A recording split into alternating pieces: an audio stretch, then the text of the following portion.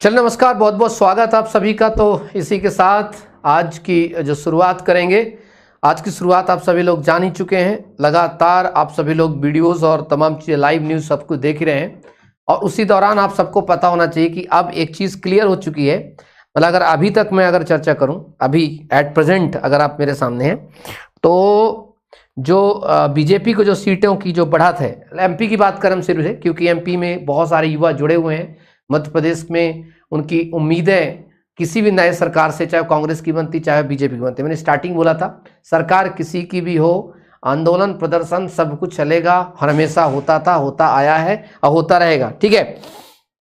अच्छा, एक और चीज बता दूं आपको मैं, जो हमारे सामने सबसे बड़ा सवाल उठ करके आ रहा है कि अगर बहुत सारे लोगों के अंदर दिमाग में आ गया कि अगर सरकार बनती है बीजेपी की तो क्या होगा। देखो मैं आपको बता दूं, सरकार किसी की बने, क्या बोला मैंने आपको, सरकार किसी की बने उससे कोई फर्क नहीं पड़ता है, क्योंकि जो युवा है वो कभी भी वोट की राजनीति में रहा ही नहीं है।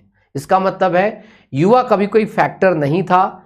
इस बार भी चुनाव लाडली बहनों ने अच्छे तरीके से जितवाया है और उन लोगों का सबसे ज्यादा परसेंटेज रहता है जो घर के बाहर निकलकर वोटिंग करने जाते हैं। युवा तो खासकर जो है वो ज्यादा मतलब नहीं रखता, खासकर पढ़ा लिखा युवा जो है वो सिर्फ अपनी कोचिंग और तमाम चीजों में ज्यादा व्यस्त रहता है। उसको लगता है राजनीति में कुछ रखा नहीं है और वोटिंग करके कोई फायदा नहीं है। ठीक, तो फाइनली ये चीज हो गया हमारे लिए। अच्छा, और एक बहुत बड़ी जो चीज अपडेट, देखो आपको सबको पता है कि कांग्रेस ने साफ साफ तौर पे कहा था भाई हम पूरी भर्तियों का क्या करेंगे, दोबारा रिव्यू कराएंगे, दोबारा जांच कराएंगे। और तय था कि अगर कांग्रेस आती तो ये लगभग उन्होंने अपना दे दिया था इनडायरेक्ट संकेत कि हम इन भर्तियों को दोबारा कराएंगे, मतलब जांच कराएंगे और जांच में क्या होता आपको पता है। ठीक, लेकिन अगर बीजेपी की सरकार आ ही रही है, बीजेपी सरकार बनी रही है, तो पटवारी भर्ती में एक जो अहम सबसे बड़ा सवाल कि वो सारे लोग जिन के ऊपर आरोप लगे हैं उनकी तहकीकात जो भी चल रही है, वो सारे कॉलेज जहां जिन कॉलेजों से शिकायतें उपस्थित हुई हैं उसके आधार पर जो जांच आयोग है वो अपनी रिपोर्ट के आधार पर उन कॉलेजों को बैन करेगा और साथ साथ में कुछ अभ्यर्थियों पर एफआईआर होगी। लेकिन अगर बहुत बड़े लेवल पर, मास लेवल पर अगर उनको ये चीज समझ आती तो ही रद्द करने का अनुशंसा करेगा, अन्यथा नहीं की जाएगी। अर्थात जो लोग चयनित हुए हैं वो लोग कम से कम एक उम्मीद बना के रख लें कि आपका नई सरकार के बाद नए साल में आप लोगों को नियुक्ति पत्र आपको हो सकता है 26 जनवरी तक बांटा जा सकता है। अर्थात क्योंकि ज्यादातर लोग इसी समय बांटते से 15 अगस्त हो गया, 26 जनवरी हो गया, कुछ ऐसे समय एक डिसाइड करते हैं जिस समय के आधार पर जो है ये बांटा जाता है। तो ये दिमाग में रखेंगे पहला। दूसरा, जितने भी रिजल्ट रुके हुए रिजल्ट हैं, मुश्किल से मुश्किल आप ये आज रिजल्ट आज फाइनली आ ही जाएगा रिजल्ट का, इलेक्शन का। 1-2 दिन में ये लोग फॉर्मेशन के सरकार के लिए बाकी चीज करेंगे, तो 15 दिसंबर तक या दिसंबर तक आपके जितने भी रिजल्ट रुके हुए रिजल्ट हैं उन सबको बारी बारी से आप उसका रिजल्ट देखने को आपको मिलेगा। इसके साथ साथ नई भर्ती के लिए भी सरकार बनने के बाद कुछ चीजें घोषणा करने जा रही है और करेगी। उसके पहले आपको भी Madhya Pradesh police sub inspector के लिए जो भी गृह मंत्री बनेगा या जो भी मंत्री बनेगा या जो भी सरकार बनेगी उस पर एक प्रेशर हमें डालना पड़ेगा, ताकि उन भर्तियों के लिए, रूल बुक के लिए, खासकर जैसे मध्य प्रदेश सब इंस्पेक्टर की भर्ती है, महिला पर्यवेक्षक की भर्ती है और तमाम ऐसी भर्तियां जो कि पिछले साल बताई गई थी 1 लाख भर्तियों को उसमें, लेकिन उनका नोटिफिकेशन या रूल बुक कुछ नहीं आया था, तो वो भी आने की संभावना बनी रहेगी। ठीक है, इसके साथ साथ थोड़ी सी और चीजें हम चर्चा कर लेते हैं। हाँ सर, स्टूडेंट तो हाँ स्टूडेंट तो वोट देते, हाँ वो आप सबको पता अच्छे से कि स्टूडेंट्स जो है वोट बैंक स्टूडेंट्स का नहीं होता है। इस बार जो देखो 100 की सीधी बात है, जो राजनीति होती है वो बहुत जनता के रुझान से समझी जाती है। आप सबको पता होना चाहिए कि बीजेपी को अच्छे से पता है कि एक जनता कई प्रकार की है मध्य प्रदेश में या भारत में। एक जनता वो है जो बुद्धिजीवी है, ठीक है, और बुद्धिजीवी लोग सिर्फ बड़ी बड़ी बातें करते हैं, वो बहुत ही कम जो होता है, उनकी संख्या कम होती है, उनके वोट जो है जहां वो लोग मानते वहीं जाते हैं। दूसरे होते हैं विद्यार्थी, जिसे हम कहते हैं युवा। ठीक है, विद्यार्थी युवा की बात करें तो ये जो युवा है ये कभी वोट देता नहीं है। ये आप मैंने अक्सर नोटिस किया है कि 100% मात्र 10% युवा ही जो है वोट देने जाता है। अब एक बची कौन सी जनता? आम जनता। आम जनता वो जो ज्यादा पढ़ी लिखी नहीं है और साथ साथ में बस अपना घर खेती बाड़ी काम करती है, उसमें सबसे बड़ी संख्या होती है इसमें महिलाओं की। ठीक, और महिलाएं इस बार वोट परसेंटेज बढ़ा है और उनके खाते में जो पैसे गए हैं लाडली बहना के, तो उनको इस चीज का बड़ा एहसास हुआ कि चलो कोई तो है जो हमारे अकाउंट में पैसा हमें भेज रहा है, किसी को हमारी फिक्र तो है कम से कम। और वहां से सीधे सीधे वोट तक उनको वो खींच करके पहुंच गए। तो ये बड़ी अच्छी चीज है, इसे कहते हैं राजनीति, इसी को कहते हैं राजनीति। क्योंकि छात्र जो हैं वो तो अपने अपने उसमें लगे, कोई ग्वालियर में, कोई इंदौर में, कोई जबलपुर में, कोई भोपाल में, सब अपने उसमें लगे। ये कभी भी वोट बैंक का हिस्सा नहीं रहा है और ना ही कभी इसने वोट को बदलने में कोई अपना शेयर दिया। हाँ, ये आंदोलन में और तमाम चीजों में युवाओं का बड़ा हाथ रहता है, क्योंकि बाकी जनता अपने दिन भर के काम में बिजी रहती है। तो बीजेपी फिर से एक बहुमत के साथ सरकार बनाने जा रही है और इसी के साथ साथ आपका एक नया भविष्य, नया सवेरा शुरू होगा 2024 से। जी सर, आप टीचर हो या युवा नेता? देखो, जैसे एक लड़का कह रहा है सर आप टीचर हो या युवा नेता, पढ़ाई लिखाई के अलावा पॉलिटिक्स की भी बात कर। देखो, अब देखो सबसे बड़ी समस्या हमारे जो समाज में ऐसे मानसिक नपुंसक युवाओं की है। मतलब सरकार बन रही है, सरकार जो डिसीजन लेने वाली है हमारे शिक्षा का, हमारे रोजगार का, उससे इसको मतलब नहीं है। इसको पता नहीं स्टोमेटा में कितने छेद होते हैं, या स्टोमेटा कहां पाया जाता है, या इसको माइटोकॉन्ड्रिया कहां पाया जाता है। बस साल भर इसको यही रटना है। इसको ये नहीं रटना है कुछ स्टोमेटा से तुम्हें फायदा क्या होगा, क्या तुम्हारा भविष्य बनेगा, कौन सी रणनीति बनेगी, इस पे इसका कोई हद। इसको मतलब इन्हें कहते हैं कि मूर्ख। एक होते अखंड मूर्ख, तो उनमें से इन लोगों की गिनती होती है। मतलब इन्हें कहते हैं पढ़े लिखे अखंड मूर्ख, जो ये नहीं समझ रहे कि प्रदेश कौन चलाने वाला है, उसकी पॉलिसी क्या होने वाली है, हमारे लिए कितने रोजगार निकलने वाले हैं, हमारे लिए कितने अच्छे कॉलेज निकलने वाले हैं, हमारे लिए कौन सी एजेंसी भर्ती कराने वाली है, उस पे हमारा कितना बड़ा रोल है। उस सब चीज को छोड़कर के एकदम बंद हो गए हैं और दिमाग में ये रखे हैं कि युवाओं को पॉलिटिक्स नहीं करना चाहिए। बस ऐसी मानसिकता की वजह से ही युवाओं का हमेशा से गला कटा है और कटता रहेगा। हाँ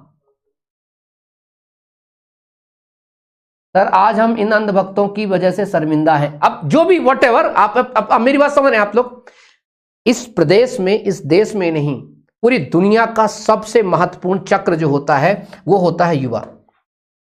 आप सबको पता होना चाहिए, ये पूरी दुनिया का केंद्र बिंदु है हमारा युवा। ठीक है, मतलब आप कोई भी, चाहे फैक्ट्री हो, एजेंसी हो, कॉलेज हो, यूनिवर्सिटीज हो, या कोई भी एमएनसी जो कहीं भी हो, उसका केंद्र बिंदु होता है युवा। जब दिन रात ये पिसता है, जब ये दिन रात पिसता है, अपने पैरों घिसता है, तब दुनिया की चक्की चलती है। लेकिन यही युवा सबसे ज्यादा कम परसेंटेज निभाता है। कहां पर? जो सभी चीजों को, सत्ता जो कंट्रोल करती है, उससे दूर रहता है। क्यों उससे दूर रहता है?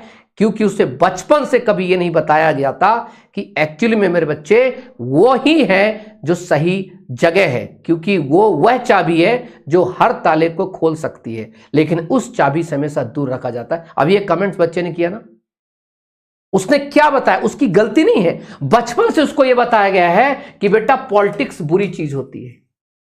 बस ये सिखाया गया है कि पॉलिटिक्स लोगों के तलवे के नीचे दबने वाली नौकरी करो, उनके जूते के नीचे दबने वाली नौकरी की तैयारी करो बेटा, तो तुम्हारा भला है। कभी यह नहीं बताया गया कि उस जूता को तुम पहन सकते हो या उस जूते को हटा सकते हो, कभी नहीं बताया गया। बचपन से लेकर के हमेशा एक ही चीज वाले के बेटा आगे पढ़ के बाबू बनो, क्लर्क बनो, बेटा आगे चल करके बाबू क्लर्क बनो, बाबू क्लर्क बनो।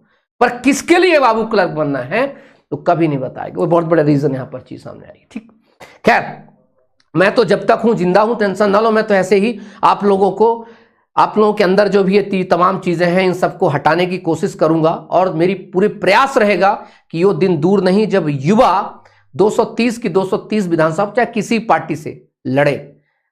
वो दिन दूर नहीं जब युवा इस राजनीति को, चाहे पंचायत की राजनीति हो, चाहे वो अपने देश की राजनीति, वहां पर अपना प्रतिनिधित्व करे। क्योंकि जब युवा जाएगा वहां, तब उस युवा को एहसास होगा कि आखिरकार हमारे साथ कितना गलत हो रहा है। आज सरकार बीजेपी की बनेगी, सरकार बीजेपी की बनेगी, आपको अच्छे से पता है सरकार ने युवाओं की नीति के लिए कुछ भी नहीं कहा। और आप, मुझे पता है अभी इसमें से ढोल नगाड़े में थाप देकर नाच रहा होगा कौन? युवा ही नाच रहा होगा। और अब इस नीति को बनवाना पड़ेगा, युवा नीति को बनवाना पड़ेगा, बताना पड़ेगा कि परीक्षा सही समय पर हो। इसके बारे में कौन बात करेगा? एग्जाम एजेंसी ऐसी हो जो भ्रष्टाचार ना करे, जो विधायक नेताओं के तहत ना चले। जांच एजेंसी अगर बने तो अपनी समय पर जांच को प्रस्तुत करें। पीएससी को जवाबदेह बनाना पड़ेगा, व्यापम को जवाबदेह बनाना पड़ेगा। निजी नौकरियां जो प्राइवेट सरकार नौकरी नहीं अच्छी निकालनी पड़ेगी।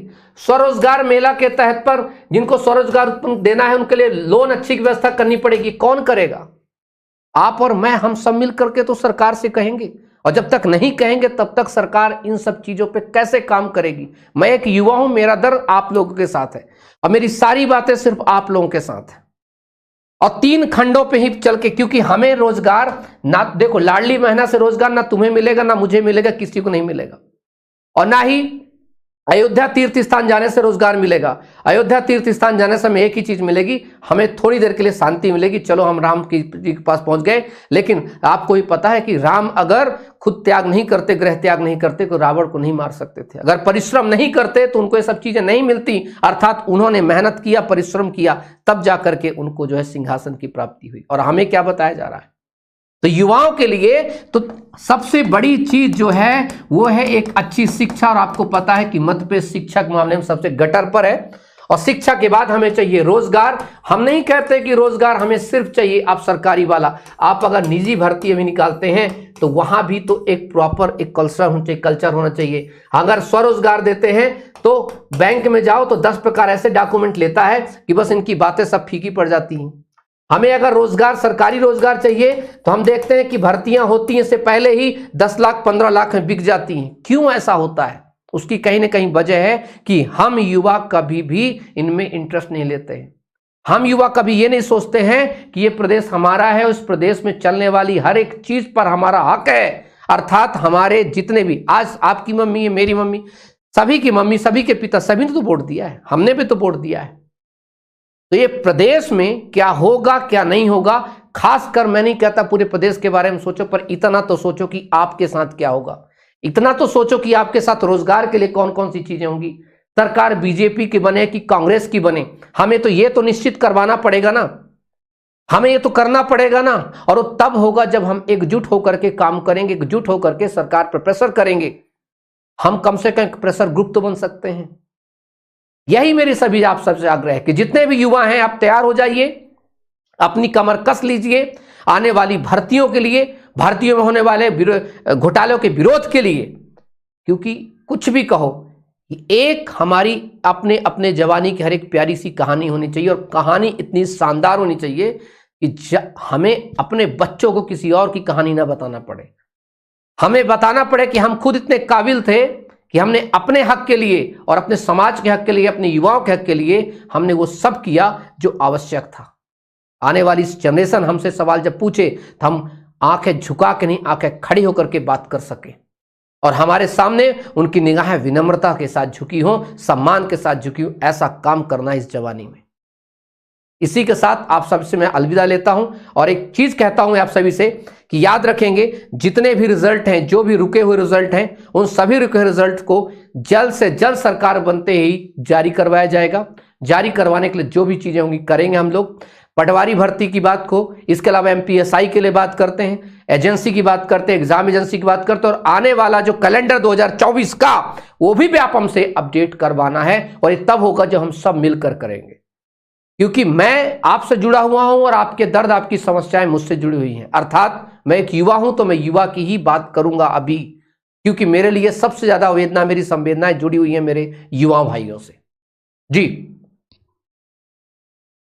रिजल्ट सर, युवा जागरूक ही नहीं, तो जागरूक होना पड़ेगा दोस्त। जागरूक नहीं है तो जागरूक होना पड़ेगा, क्योंकि एक ऐसा वक्त आ गया है कि अगर हम जागरूक नहीं हुए तो हमें हमारे अपने अधिकारों से हाथ धोना पड़ेगा। तुम खुद उठा के देख लो कि 2018 से लेकर के 2018 में विधानसभा चुनाव हुआ था, और अब देखो 2023 का विधानसभा चुनाव, इसके बीच में एक भी पीएससी अधिकारी बन गया हो तो बता दो, एक भी पीएससी अधिकारी बन गया हो तो मुझे बता दो। 5 साल बीत गए, एक सीएम से लेकर के दूसरे बार फिर से एक सीएम का चीजें आ रही हैं, लेकिन एक पीएससी अधिकारी 2018 में आखिरी नियुक्ति हुई थी, उसके बाद अब तक की डेट में नियुक्ति नहीं हुई पाई है। बताइए, एक पंचवर्षीय योजना निकल गई, 2-2 सीएम निकल गए, पता नहीं अरबों खरबों रुपए लुट गए, लेकिन एक पीएससी अधिकारी नहीं बन पाया। फिर भी युवा चुप, फिर भी युवा मौन, फिर भी युवा चुप, युवा मौन, पता नहीं क्यों। अब खुद सोचो, ये आपके सामने तो छुपा नहीं है, कम से कम नई सरकार में तो इससे तो एक चीज को उम्मीद की जा सके, इससे ये तो उम्मीद की जा सके, इससे ये तो इसका प्रतिनिधित्व के साथ ये तो पता है इसकी जवाबदेही तय की जा सके। और जवाबदेही तय कौन करेगा? हम और आप तय करेंगे, हम सब मिलकर तय करेंगे। चाहे सरकार बीजेपी की हो, चाहे कांग्रेस की हो, उस सरकार पूरे मध्य प्रदेश के लिए है। और अगर सरकार है तो ये लोकतंत्र है, लोकतंत्र में हमें हमारी मांगों को रखने का पूर्ण हक है और हर प्रकार से हम अपनी मांग रख सकते हैं। आप सभी से मैं ही कहूंगा, सर पटवारी का क्या होगा? पटवारी का तो मेरा अनुमान यह कहता है कुछ कॉलेज जो है ब्लैकलिस्ट होंगे और साथ ही साथ में कुछ लोगों पर एफआईआर की जा सकती है, बाकी रिजल्ट आपको दिया जाएगा। और सभी उन पटवारी चयनित अच्छे बच्चों को बधाइयां जो अपने मेहनत से पास हुए। लेकिन मैं आज भी कहता हूं उन गद्दारों को जिन्होंने फर्जी तरीके से पटवारी भर्ती में चयनित हुए हैं और फर्जी तरीके से अंदर हुए हैं, याद रखिएगा कभी भी आप पकड़े जा सकते हैं। आज नहीं, 5 साल बाद, 6 साल। आपको पता है 2013 के फॉरेस्ट गार्ड अब पकड़े गए हैं, 7-7 साल की जेल हुई है इस साल। तो ऐसा नहीं है, क्योंकि कभी ना कभी खुद के तो निकल आएगा चीजें, उसकी टेंशन नहीं है। लेकिन कई बार ऐसा होता है कि जो अच्छे बच्चे होते हैं वो पिस जाते हैं ऐसे नालायकों की वजह से। इस प्रकार से ऐसे लोग जो भ्रष्टाचार करते हैं, बढ़ावा देते हैं और दीमक की तरह प्रशासन में घुस करके हमारे प्रशासन को कमजोर करते हैं, उनके साथ ये बड़ी दिक्कत है। और हम जो कोशिश करेंगे, पढ़ाई बंद, पैसा कमा के जॉब लूंगी पूजा, ऐसा देखो, मेरा एक चीज है, मैं आप सबसे एक ही चीज कहता हूं, प्लीज आज भी आप भरोसा रखिए अपने पढ़ाई पर, अपनी ईमानदारी पर, क्योंकि ये देश अगर आज भी दुनिया टिकी हुई है तो उन लाखों करोड़ों अनगिनत ऐसे ईमानदार देशभक्तों की वजह से, जो इतने ईमानदार हैं अपने काम के प्रति, जो इतने सचेत हैं अपनी ईमानदारी से काम करते हैं, इसीलिए आज दुनिया पूरी चल रही है दोस्त। ऐसा नहीं है कि 2-4 नमूनों की वजह से पूरी दुनिया खराब है या 2-4 लोगों की वजह से ये भ्रष्टाचार है। इसलिए ना तो ऐसी चीज़ों का बढ़ावा दीजिए कि पैसा दे करके हम जो है भर्ती में शामिल हो जाएंगे, तमाम चीज़ें बहुत गलत हैं।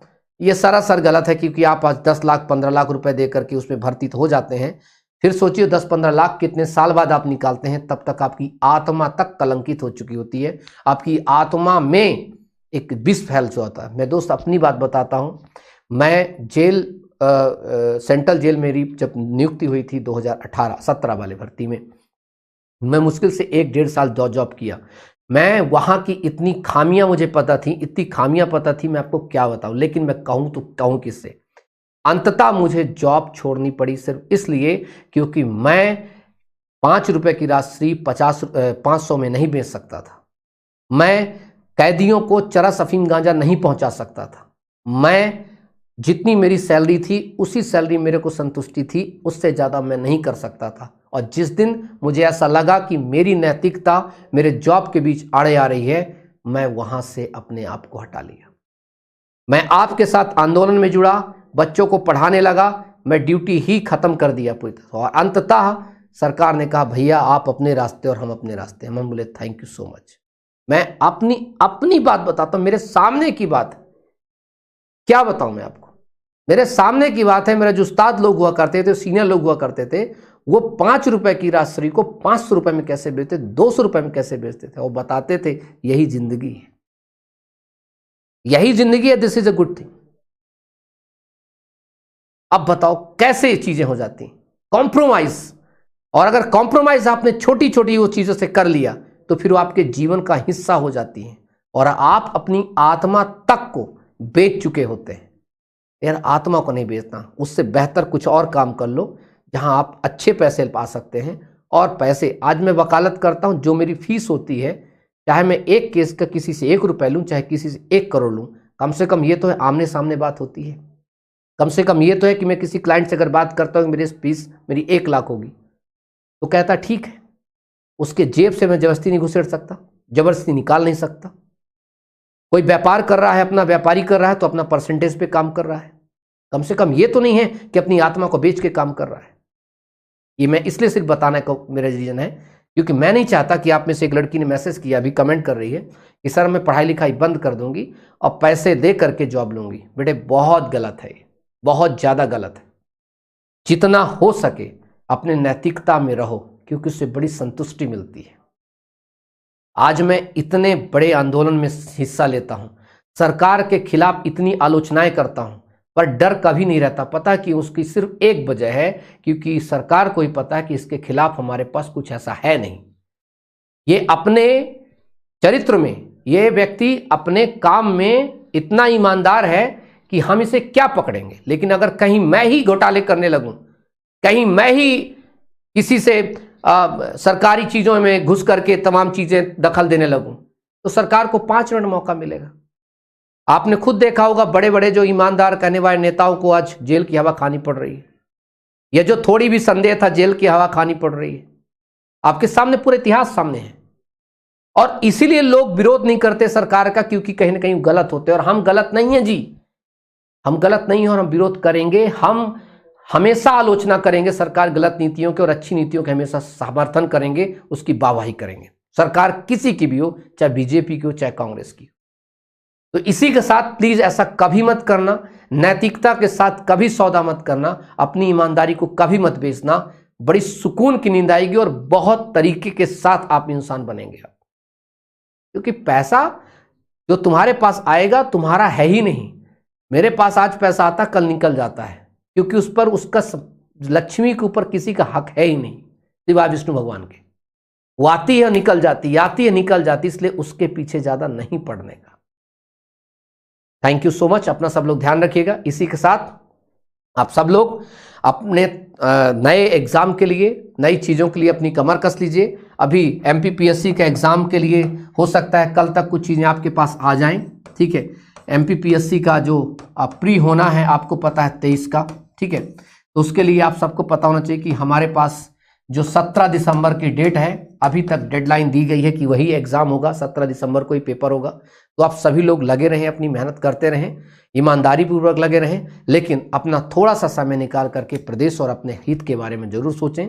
अच्छे सकारात्मक होता है उससे, और इंसान जब इन चीज़ों में अपने आप को पार्टिसिपेट करता है तो अच्छा महसूस करता है कि मैंने भी इस प्रदेश को बदलने में अपना एक विशेष योगदान दिया है। इजाज़त दीजिए, फिर मुलाकात करूंगा आप सभी के साथ। कुछ मेरी बात अगर आपको बुरी लगी हो तो उसके लिए दिल से क्षमा चाहता हूं, लेकिन जो बात अच्छी लगी हो उसका बिल्कुल समर्थन करिएगा।